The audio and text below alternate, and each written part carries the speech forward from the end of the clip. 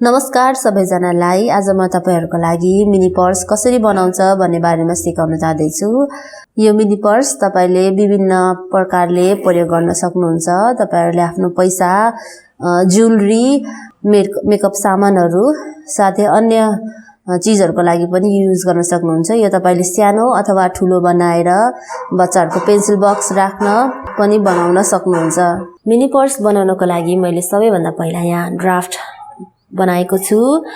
मैले हेर्नुस् म ब्यागको लागि यसरी ड्राफ्ट बनाएको छु। यो ड्राफ्ट चाहिँ म यसको चौडाई 9 इन्च राखेको छु र यसको लम्बाई चाहिँ मैले 5.5 इन्च राखेको छु भने हल्का माथि मैले उठाएर 1.5 इन्च चाहिँ मैले यहाँ यसरी माथिको भागको लागि राखेको छु भने यसलाई म यसरी यहाँबाट कर्भ शेपमा मैले काटेको छु। यो चाहिँ मैले फोल्ड गर्नुपर्ने भएको कारणले यहाँ मैले यो साइड चाहिँ फोल्ड गरेर हामीले बक्रममा चाहिँ यो काट्नु पर्छ। हेर्नुस् मैले बक्रम पनि यही शेपमा बक्रमलाई मैले फोल्ड गरेर चाहिँ यसरी राखेर बक्रमको भाग पनि मैले यहाँ काटेर रेडी पारिसकेको छु। र बक्रमलाई फोल्ड गरेर काट्दाखेरि हेर्नुस् यो यस्तो देखिन्छ। तपाईहरुले देख्न सक्नुहुन्छ यहाँ बक्रमको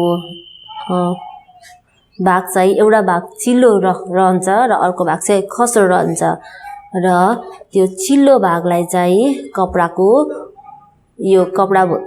सुल्टो भाग भयो। कपडाको यो उल्टो भागमा चाहिँ यो चिल्लो भागलाई चाहिँ यसरी राखेर आइरन लगाउनु पर्ने हुन्छ। म यसलाई आइरन लगाउने छु र यसलाई आइरन लगाइसकेपछि यसको साइडको सम्पूर्ण भाग चाहिँ मैले काटेर रेडी पार्ने छु। जसै मैले यो बाहिरको कपडा बक्रम सहित काट्ने छु त्यसै गरी नै यसको भित्री कपडा पनि त्यो भन्दा हल्का 1 इन्च एक्स्ट्रा काट्नु पर्ने हुन्छ।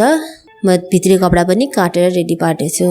बक्रमको विषयमा मैले भन्नु पर्दा चाहिँ यो बक्रम तपाईहरुले कृपया पेस्टिङ बक्रम युज गर्नु होला, किनभने पेस्टिङ बक्रम चाहिँ यहाँ टाँसिन्छ।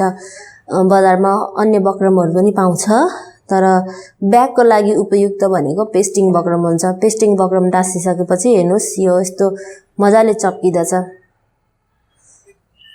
यसलाई चाहिँ मजाले चप्किने गरेर आइरन लगाउनु पर्छ।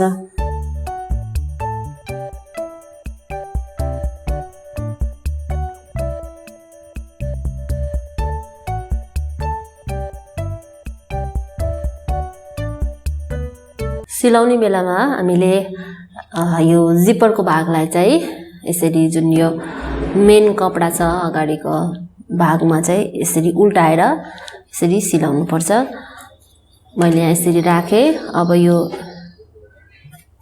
यहाँ यसरी राख्ने अनि यो भाग चाहिँ अब हामीले यसरी ल्याउँदै सिलाउनु।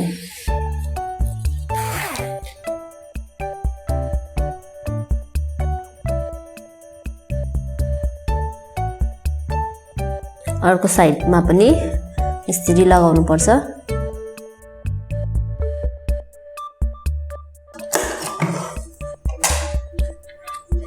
यहाँ यस्तो भएको छ। अब मैले यसको यो पार्टमा चाहिँ हल्का चाहिँ कट लगाउने छु। यो पार्टमा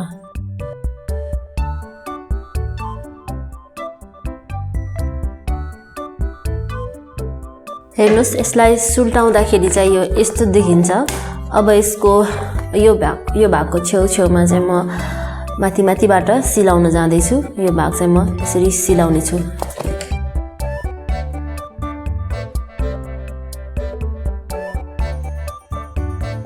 यो यस्तो रेडी भएको छ। अब मैले यसलाई उल्टाउँछु।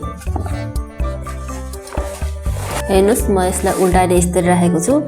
अब यो पार्टलाई चाहिँ जोड्नु पर्ने हुन्छ। यो दुईटा पार्टलाई चाहिँ यसरी बराबर राखेर चाहिँ यो तपाईहरुले जोड्नु होला। यसरी यहाँ यसरी यो भाग अनि यो भाग यसरी यहाँबाट यसरी सिलाउनु पर्ने हुन्छ। यो एक्स्ट्रा रहेको चेनलाई चाहिँ म यहाँ काट्दिएर यसरी फेरि पनि सिलाउने छु।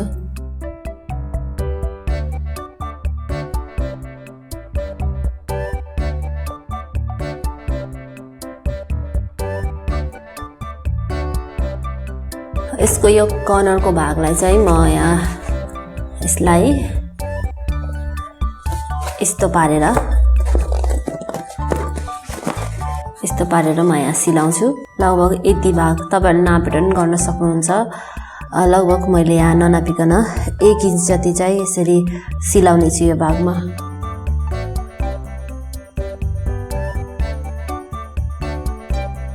हेर्नुस् यसरी यस्तो हुनुपर्छ र यो माथिको भागलाई चाहिँ एक्स्ट्रा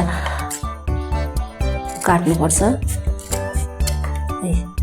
यसमा देख्न सक्नुहुन्छ तपाईले यो चारैतिर बन्द छ। म यसको यो भाग चाहिँ थोरै कट गरेर यसलाई सुल्टाउने छु।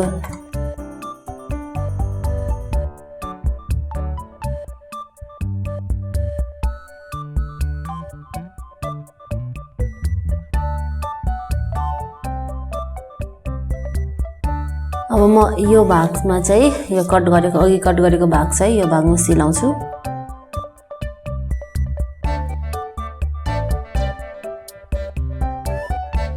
हेर्नुस् हाम्रो यो ब्याग तयार भएको छ, यो रेडी भएको छ है।